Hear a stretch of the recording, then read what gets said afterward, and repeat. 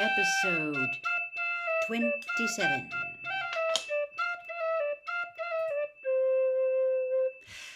As they neared the theater, they came upon an Englishman who was hacking a groove in the earth with the heel of his boot. He was marking the boundary between the American and English sections of the compound. Billy and Lazaro and Derby didn't have to ask what the line meant. It was a familiar symbol from childhood. The theater was paved with American bodies that nestled like spoons. Most of the Americans were in stupors or asleep. Their guts were fluttering, dry. "Close the fucking door," somebody said to Billy. "Were you born in a barn?" Billy closed it, took a hand from his muff, touched the stove. It was as cold as ice. The stage was still set for Cinderella. Azure curtains hung from the arches, which were shocking pink. There were golden thrones and the dummy clock, whose hands were set at midnight. Cinderella's slippers, which were a man's boots painted silver, were capsized side by side under a golden throne. Billy and poor old Edgar Derby and Lazaro had been in the hospital when the British passed out blankets and mattresses, so they had none. They had to improvise. The only space open to them was up on the stage, and they went up there, pulled the azure curtains down, and made nests. Billy, curled in his azure nest, found himself staring at Cinderella's silver boots under a throne. And then he remembered that his shoes were ruined, that he needed boots. He hated to get out of his nest, but he forced himself to do it. He crawled to the boots on all fours, sat, tried them on. The boots fit perfectly. Billy Pilgrim was Cinderella, and Cinderella was Billy Pilgrim. Somewhere in there was a lecture on personal hygiene by the head Englishman, and then a free election.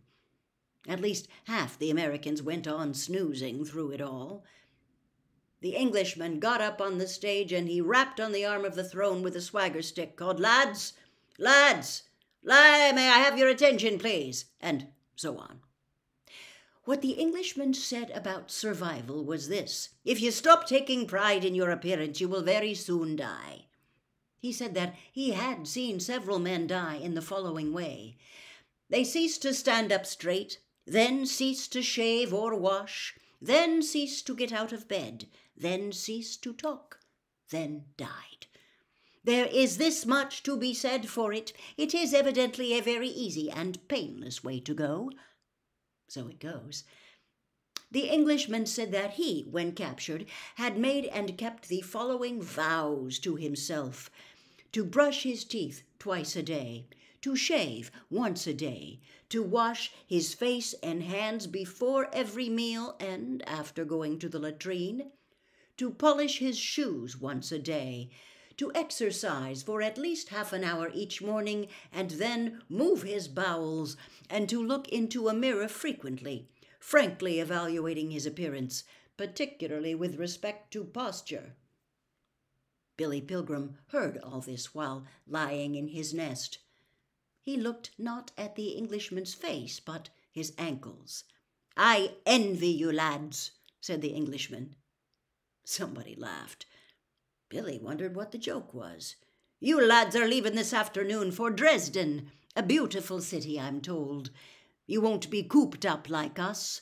You'll be out where the life is, and the food is certain to be more plentiful than here.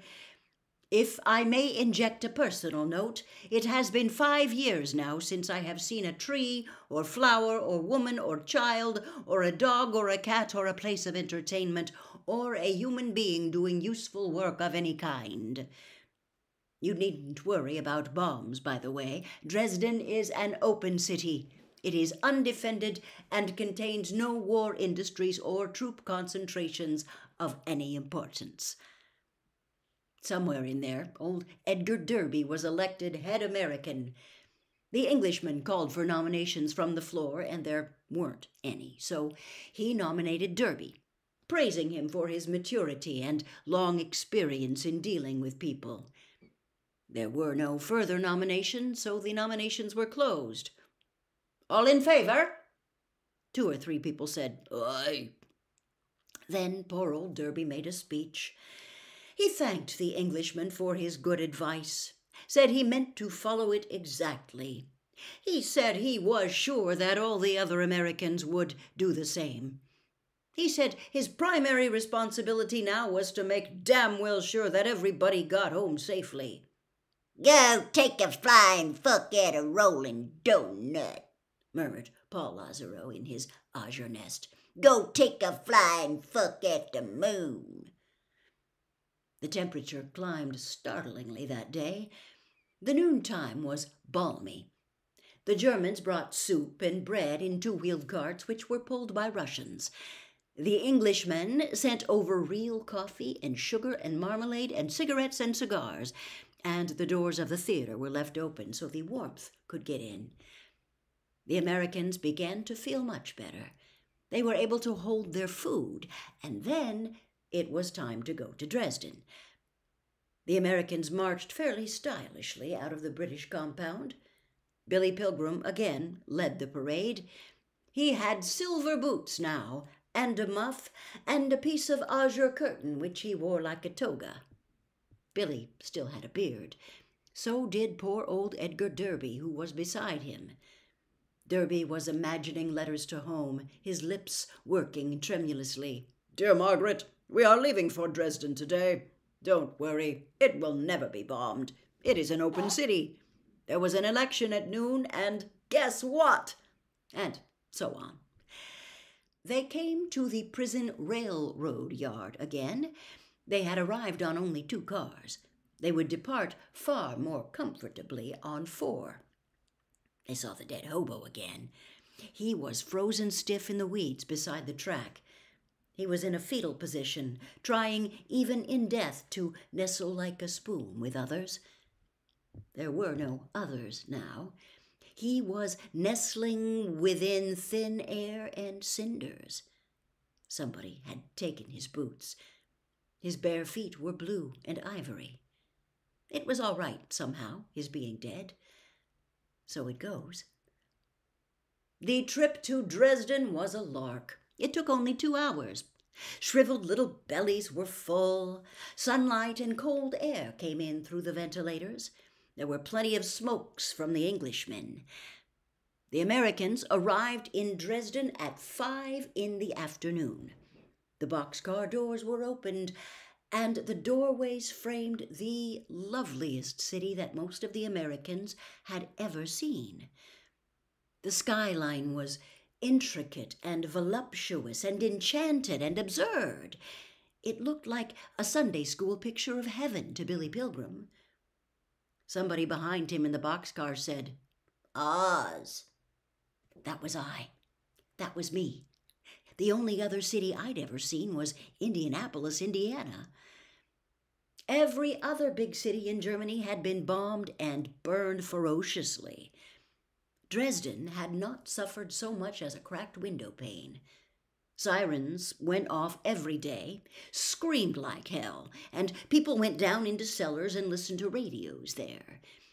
The planes were always bound for some place else, Leipzig, Chemnitz, Plauen, places like that.